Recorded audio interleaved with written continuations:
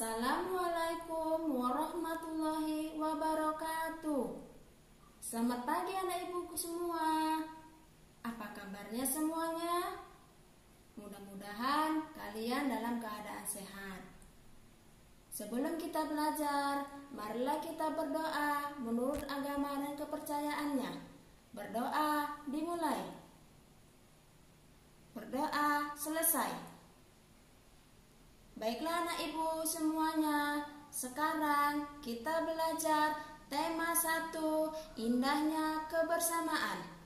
Subtema 2, keberagaman dan kebersamaan. Pembelajaran 1. Dalam tema 1, subtema 2, pembelajaran 1, kita akan belajar IPS, Bahasa Indonesia, dan IPA. Dalam pembelajaran IPS, kita akan mempelajari tentang mengidentifikasi keberagaman. Bahasa Indonesia mencermati gagasan pokok dan gagasan pendukung. IPA menerapkan sifat-sifat bunyi. Assalamualaikum warahmatullahi wabarakatuh. Kali ini kita akan mempelajari tema 1, indahnya kebersamaan. Subtema 2, kebersamaan dalam keberagaman. Pembelajaran 1. Sebelumnya kamu sudah banyak belajar tentang indahnya kebersamaan budaya Indonesia. Sekarang kamu akan belajar tentang menjalin kebersamaan dalam keberagaman agama. Suku, budaya, dan agama yang berbeda tidak menghalangi Udin, Siti, Dayu, Beni, Lani, dan Edo menjalin kebersamaan. Mereka berbagi cerita tentang budaya masing-masing dan saling belajar. Hari-hari mereka penuh keceriaan dalam kebersamaan. Hari ini mereka berkumpul bersama untuk bekerja sama. Bekerja sama dalam keberagaman. Edo dan 5 temannya mendapat tugas untuk melakukan percobaan tentang bunyi. Sepulang sekolah, mereka berkumpul di rumahnya. Setiap orang sudah menyiapkan peralatan yang dibutuhkan. Lani dan Siti membawa beberapa kaleng yang sudah dilubangi. Udin dan Beni membawa benang kasur. Mereka berkumpul di halaman depan rumah. Keenam sekawan siap bekerja sama melakukan percobaan. Saat percobaan akan dimulai, tiba-tiba terdengar azan. Siti dan Udin meminta izin teman-temannya untuk sholat. Teman-temannya mengizinkan mereka untuk melakukan ibadah. Edo meminjamkan ruang makanannya untuk digunakan Siti dan Udin sholat. Meskipun Edo beragama Katolik, ia tidak keberatan rumahnya dipakai untuk sholat. Beni yang beragama Kristen, Dayu yang beragama Hindu, dan Leni yang beragama Buddha menunggu dengan sabar temannya beribadah. Keenam sahabat selalu menghargai satu dengan yang lain. Tiba saatnya keenam sekawan melakukan percobaan. Setiap orang menunjukkan tanggung jawabnya dalam bekerja. Tidak ada satupun di antara mereka yang duduk diam atau memberi perintah saja. Semuanya ikut bagian dalam percobaan. Saat Dayu membutuhkan pertolongan memotong benang, Udin datang membawa gunting. Saat Edo kesulitan menalikan benang di kaleng, Siti ikut membantu. Keenam sahabat bekerja sama dengan semangat. Mereka hidup rukun, saling membantu meskipun berbeda agama. Bacalah setiap paragraf dan tulislah gagasan pokok dan gagasan pendukungnya pada diagram yang telah disediakan. Gagasan pokok, gagasan pendukung. Mungkin teman-teman ada yang lupa apa itu gagasan pokok dan gagasan pendukung. Mari kita bahas lagi. Gagasan pokok adalah ide utama yang dibahas dalam suatu bacaan, dapat berupa kalimat inti atau berupa pokok paragraf. Sedangkan gagasan pendukung adalah uraian atau tambahan informasi untuk gagasan pokok. Mari kita amati paragraf pertama. Edo dan kelima temannya mendapat tugas untuk melakukan percobaan tentang bunyi.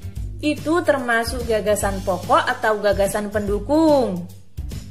Ya, benar sekali, itu termasuk gagasan pokok. Sedangkan kalimat sepulang sekolah mereka berkumpul di rumahnya sampai akhir itu adalah gagasan pendukung.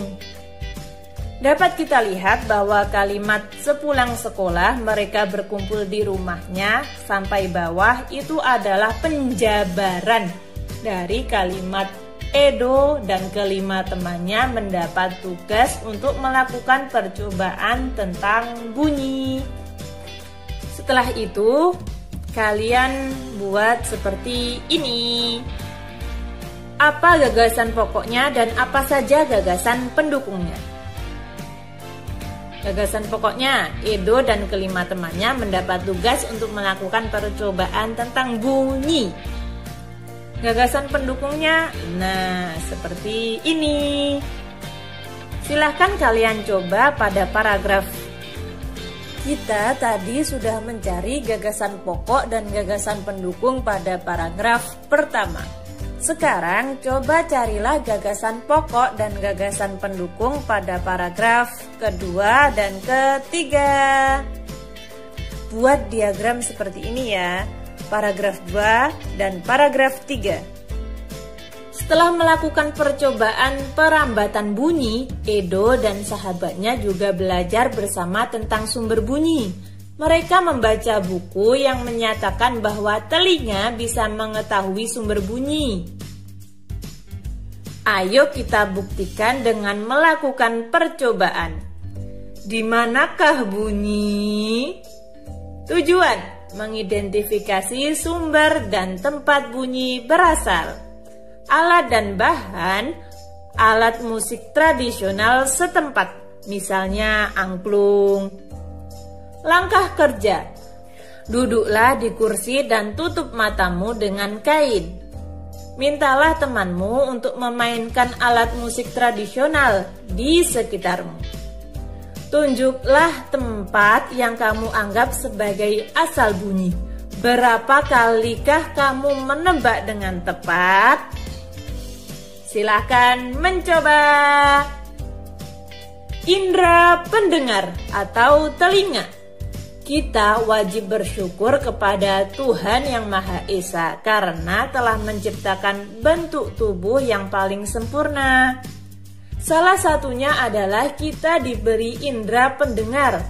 Dengan menggunakan indera ini, kita bisa mendengar berbagai suara, seperti kicauan burung, suara air mengalir, dan musik. Apa saja bagian dan fungsi indera pendengar? Ada yang tahu? Bagaimana telinga merasakan getaran? Semua bunyi membuat udara bergetar. Getaran bunyi mengenai gendang telinga yang berupa selembaran kulit tipis.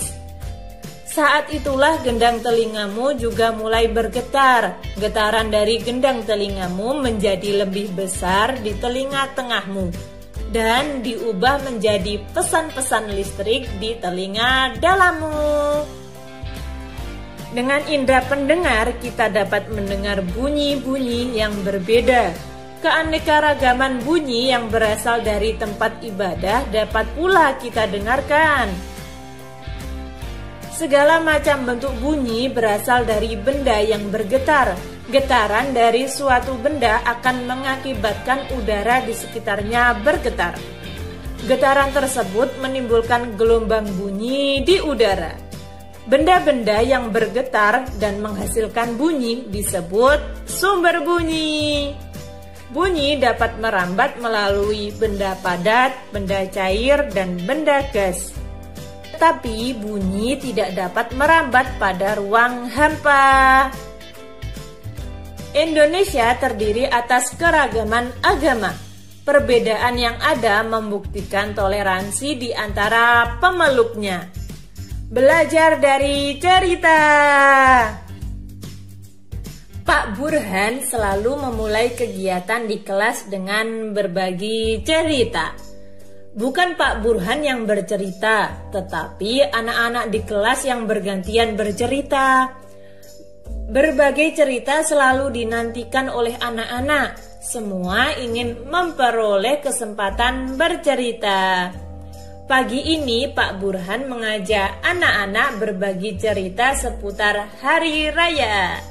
Sehari sebelum hari Natal, yaitu di tanggal 24 Desember, aku dan keluarga berkumpul di rumah Opa, ujar Edo.